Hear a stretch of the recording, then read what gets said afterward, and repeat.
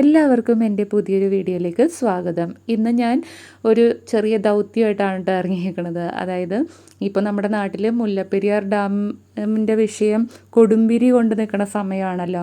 അപ്പോൾ ഈ സമയത്ത് നമ്മളാൽ കഴിയുന്നത് എന്ത് ചെയ്യാൻ പറ്റുമെന്ന് നമ്മുടെ വീട്ടിലിങ്ങനെ ആലോചിച്ചപ്പോഴാണ് ഞങ്ങളെല്ലാവരും കൂടി ഇങ്ങനെ ഒരു തീരുമാനത്തിലെത്തിയത്. അതായത് ഇതുപോലെ ഒരു poster, save Kerala from Mullaperiyar dam, decommission Mullaperiyar dam എന്നാണ് നമ്മൾ ഈ ഒരു പോസ്റ്റർ പ്രിൻ്റ് ചെയ്തെടുത്തത്. അതിനുശേഷം നമ്മുടെ വീടിൻ്റെ ചുറ്റിനുമുള്ള വഴികളിലൊക്കെ നമ്മളിങ്ങനെ ഒട്ടിച്ച് വെക്കുവാണ് രാത്രിയിൽ.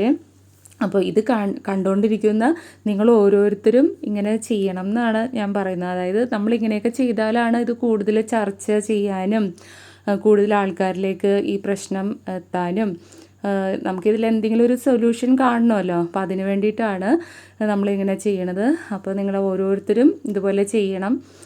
പിന്നെ അതുപോലെ നമ്മുടെ advocate Russel Joy sir Mullaperiyar dam decommission ചെയ്യാൻ വേണ്ടിയിട്ട് പ്രധാനമന്ത്രിക്ക് ഒരു പെറ്റീഷൻ ഫയൽ ചെയ്യുന്നുണ്ട്. അപ്പോൾ അതിലേക്ക് നമ്മളെല്ലാവരും ഒന്ന് സൈൻ ചെയ്യണം. അപ്പോൾ സൈൻ ചെയ്യാത്ത ആരെങ്കിലും ഉണ്ടെങ്കിൽ അതിൻ്റെ ലിങ്ക് ഞാൻ എൻ്റെ ഡിസ്ക്രിപ്ഷനിൽ കൊടുത്തേക്കാം.